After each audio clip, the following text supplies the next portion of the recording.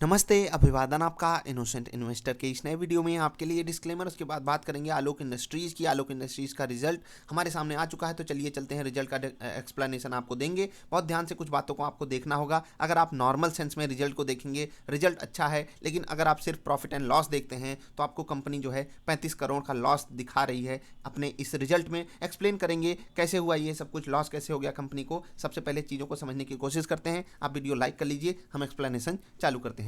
बहुत ध्यान से देखिएगा, कुछ बातें यहाँ पर हमारे लिए बहुत ज़रूरी हैं जानना। अगर हम सिर्फ और सिर्फ पिछले क्वार्टर से और इस क्वार्टर को कंपेयर करें तो दो बातें हमारे सामने पहली आती हैं। सबसे पहली चीज़, अगर आप सिर्फ और सिर्फ रेवेन्यू फ्रॉम ऑपरेशंस को देखोगे, यहाँ पर हमारे पास एक बहुत ही बेहतरीन जंप दिखाई देगा। लगभग लगभग क्लोज टू 50% का जंप हमको दिखाई दे रहा है, यानी कि रेवेन्यू जो है वो 50% बढ़ा हुआ है। यानी कि आलोक इंडस्ट्रीज जिस जिस काम को करती है उस काम में ये अपना जो मतलब पैसा निकाल पाए हैं बाजार से, मतलब बाजार से इनके पास जो पैसा आया है वो 50% बढ़ गया है। अभी ये जो पैसा बढ़ा है ये किस तरीके से लॉस में कन्वर्ट हो गया वो भी हम समझने की कोशिश करेंगे। लेकिन अगर आप टोटल इनकम पे जाओगे तो अदर इनकम को इसमें जोड़ा जाएगा। इस बार ये इनकम भी 7 करोड़ हुई है।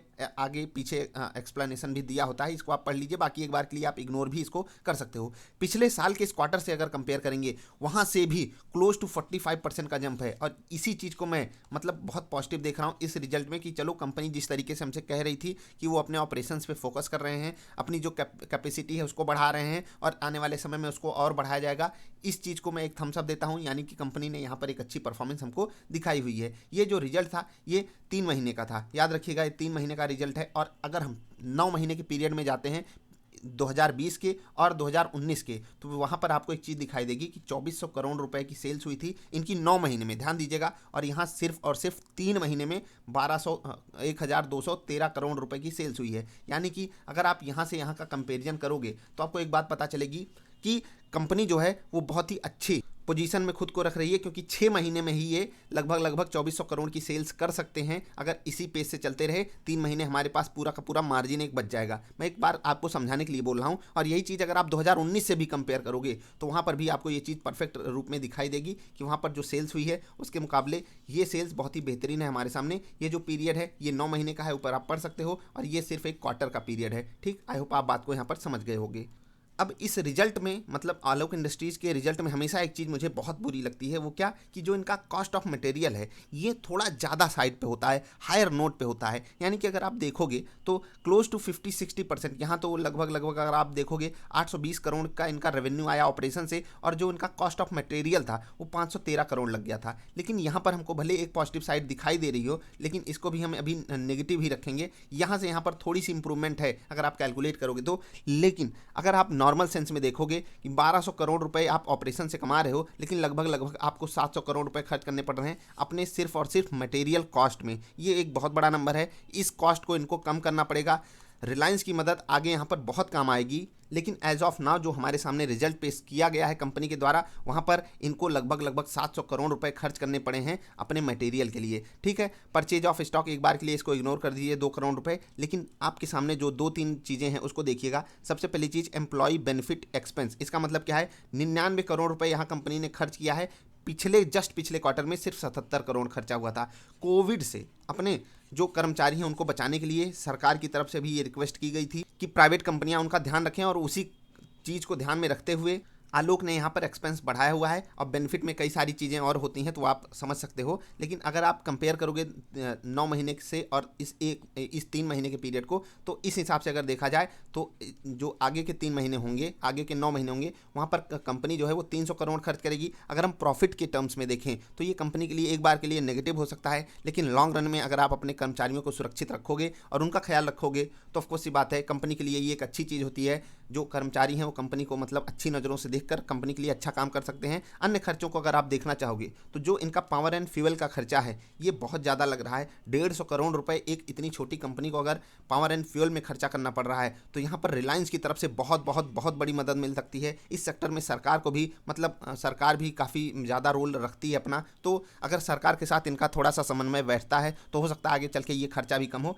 बाकी जो सबसे बड़ा डेंट यहाँ पर मुझे दिखाई दे रहा है इनके रिजल्ट में वो यही है कि कुछ ऐसे खर्चे हैं जो हमारी समझ के परे करे जाते हैं और कंपनी उसको मैनेज करने की कोशिश जरूर कर रही होगी, क्योंकि उनको भी पता है कि ये जो खर्चे हैं उनके हायर नोट्स पे हैं। और इसीलिए देखिए, रेवेन्यू तो आता है लगभग 1220 करोड़, लेकिन खर्चा जो हो जाता है वो 1255 करोड़ हो जाता है। अगर आप इसको नॉर्मल सेंस में कैलकुलेट करोगे, लगभग 35 करोड़ रुपए का आपको लॉस हो गया। अभी जब आपको लॉस हो गया 35 करोड़ रुपए का, फिर आप क्या करोगे?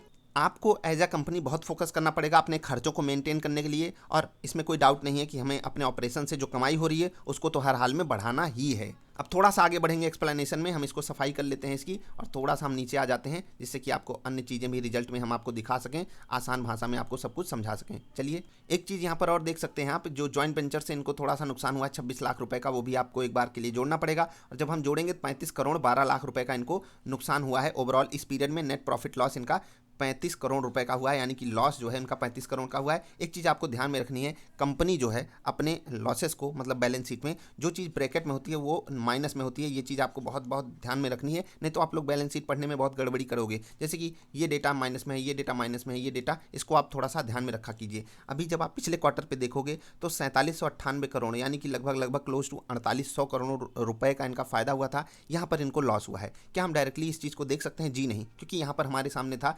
एक्सेप्शनल गेन्स, और वही एक्सेप्शनल गेन्स उससे पहले वाले क्वार्टर में एक्सेप्शनल लॉस के तौर पे भी थे। चलिए उसको भी थोड़ा सा आपको दिखा देते हैं, नहीं तो आप थोड़ा सा कंफ्यूज हो सकते हो जो लोग नए शेयर होल्डर हो आलोक इंडस्ट्रीज के। मैं आपको दिखाना चाहूँगा जो होता है ना कि एक एक्सेप्शनल गेन्स होते हैं, एक्सेप्शनल लॉस होता है, वो नॉर्मल जो ऑपरेशंस होते हैं कंपनी के उससे अलग होते हैं। जैसे कि आप यहाँ पर सिंपली देख सकते हो 5023 करोड़ रुपए, यहाँ पर आपके सामने लिखा होगा 6 नंबर पे एक्सेप्शनल आइटम्स। इनको यहाँ से प्रॉफिट हुआ था, उस प्रॉफिट को यहाँ पर नीचे जोड़ के हमें दिखाया गया था 4836 करोड़ का ओवरऑल इनको प्रॉफिट हुआ उस सिनेरियो में। और उससे एक क्वार्टर पहले अगर आप देखोगे, मतलब इस एरिया में, ये तो 9 महीने के रिजल्ट में चला गया है, लेकिन आप देखोगे वहाँ पर उस क्वार्टर में आपको बढ़िया एक यहाँ पर लॉस भी दिखाया गया था कंपनी के द्वारा बिकॉज ऑफ एक्सेप्शनल आइटम्स। अब आप समझ गए होगे डेटा को, हम थोड़ा सा और नीचे आते हैं, रियलिटी अब आपको समझाते हैं कि क्रक्स क्या है इस रिजल्ट का। ठीक, क्रक्स हमको नीचे देखने को मिलेगा, ये रिजल्ट हमसे कहना क्या चाहता है उसको हम यहाँ से समझ सकते हैं। अगर आप देखोगे 35 करोड़ रुपए का नुकसान कोई बड़ा नंबर है? जी नहीं, मैं यही चीज़ आपको समझा रहा हूँ कि पिछली बार अगर एक्सेप्शनल आइटम्स नहीं होता,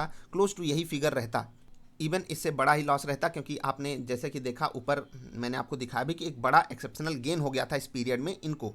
चलिए थोड़ा सा आगे बढ़ते हैं, हमारे सामने टोटल अदर कॉम्प्रिहेंसिव इनकम जो है 23 करोड़ रुपए की इनके पास इस बार आई है, यानी कि हमें थोड़ा सा बचाएगा। ओवरऑल अगर देखोगे कंपनी को 11.67 करोड़ रुपए का नुकसान हुआ है, 11 करोड़ 67 लाख रुपए का नुकसान हुआ है, जो कि बहुत ही स्मॉल नंबर है इन टर्म्स ऑफ वैल्यू। लेकिन क्या इसका इम्पैक्ट स्टॉक पे पड़ेगा वो हम आपको समझाएंगे। यही चीज़ आप पिछले क्वार्टर में भी देख सकते हो। हम 9 महीने के पीरियड को यहाँ पर बिल्कुल इग्नोर कर रहे हैं, एक बार के लिए आप देख सकते हो। कंपनी की हम अगर ओवरऑल सिनारियो में बात करें परफॉर्मेंस वाइज, तो कंपनी जो है रेवेन्यू जो इनका ऑपरेशन से आया है यहाँ पर हमको इंप्रेस की है। आने वाले समय में मुझे ऐसी उम्मीद है कि अगर रिलायंस के मैनेजमेंट में, मतलब रिलायंस का मैनेजमेंट इन पे पूरा फोकस कर रहा है, तो ये जो रेवेन्यू है इनका ये बहुत तगड़े से आगे बढ़ेगा। और अभी तो भले ही एक्सपेंस अपना कंट्रोल ना कर पा रहे हो, लेकिन आने वाले समय में अगर उसको ये कंट्रोल कर लेते हैं तो ये एक बढ़िया प्रॉफिटेबल कंपनी हमारे सामने बनकर उभरेगी। एज ऑफ नाउ हमारे सामने जो इंप्रेसिव चीज़ है वो ये है कि कंपनी अपने ऑपरेशन से बढ़िया इनकम जनरेट की है in compare to previous quarters. खैर आगे बढ़ते हैं, एक चीज़ हम आपको डिस्कशन के दौरान बताना भूल गए, अर्निंग पर शेयर, इस पर आपको बहुत फोकस करना है।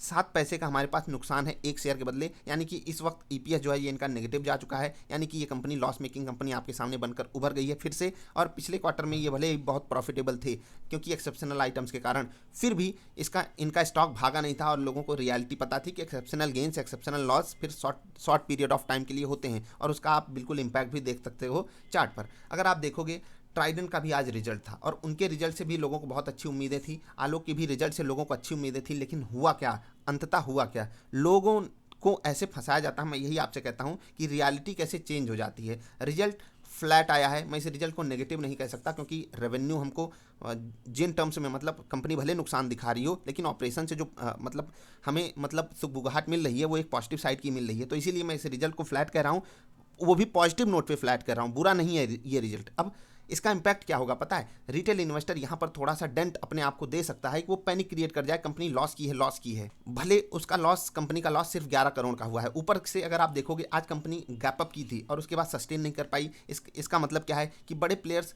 ऊपर के लेवल पे अपना माल सेल कर रहे थे और इसीलिए स्टॉक के प्राइस को ऊपर बढ़ाया भी गया था। अगर आप वॉल्यूम की भी बात करेंगे, ऊपर के लेवल पे बहुत तगड़े वॉल्यूम के साथ ट्रेड को अंजाम दिया गया है। दूसरा केस सिनारियो हम एक बार के लिए ये भी देख सकते हैं कि मार्केट जो है वो नेगेटिव साइड थी, इसलिए स्टॉक में परफॉर्मेंस नहीं आई। तो इस रिजल्ट से स्टॉक प्राइस पे बिल्कुल ही फ्लैट सा इंपैक्ट होना चाहिए। बाजार जैसे चलेगी स्टॉक का प्राइस वैसे चलेगा। आज अच्छे रिजल्ट की एक्सपेक्टेशन में ये स्टॉक थोड़ा सा ऊपर बंद हुआ है, तो हो सकता है थोड़ा सा नेगेटिव इंपैक्ट हमको देखने को मिले। बाकी स्टॉक बढ़िया एक ट्रेंड लाइन सपोर्ट पे भी अवेलेबल है, टेक्निकली कमजोर नहीं है, लेकिन जिस हिसाब से रिजल्ट आया है रिटेल इन्वेस्टर के पैनिक के कारण एक छोटा सा डाउनफॉल हमको देखने को मिल सकता है। बाकी सब कुछ डिपेंड करेगा मार्केट पे, मार्केट किस हिसाब से चलती है। तो रिजल्ट मेरे हिसाब से फ्लैट टू पॉजिटिव है। एक बार के लिए हमें कंपनी नुकसान दिखा रही है, लेकिन ओवरऑल सिनारियो में कंपनी अच्छी परफॉर्मेंस करने वाली है आगे, और ये चीज़ हमें ऑपरेशन से जो इनकी इनकम हुई है वहाँ से दिखाई दे रहा है। आपको कैसा लगा रिजल्ट ये आप बताइएगा। मुझे पर्सनली रिजल्ट जैसा था, मतलब जिस हिसाब से भी इन्होंने रिजल्ट पेश किया है, आने वाले समय के लिए पॉजिटिविटी ही झलक रही है। कंपनी कहना क्या चाहती है अपने इस रिजल्ट में, अगर आप कहेंगे उस पर मैं एक अलग से वीडियो बनाऊंगा। इस वीडियो को ज़्यादा लंबी नहीं करना चाहता, अभी के लिए इतना ही। मिलेंगे फिर से किसी अच्छी वाली वीडियोज़ में। यहाँ तक आए हो तो वीडियो लाइक कर देना, चैनल सब्सक्राइब करोगे हमें अच्छा लगेगा। अभी के इतना ही, मिलेंगे फिर से, तब तक के लिए बाय।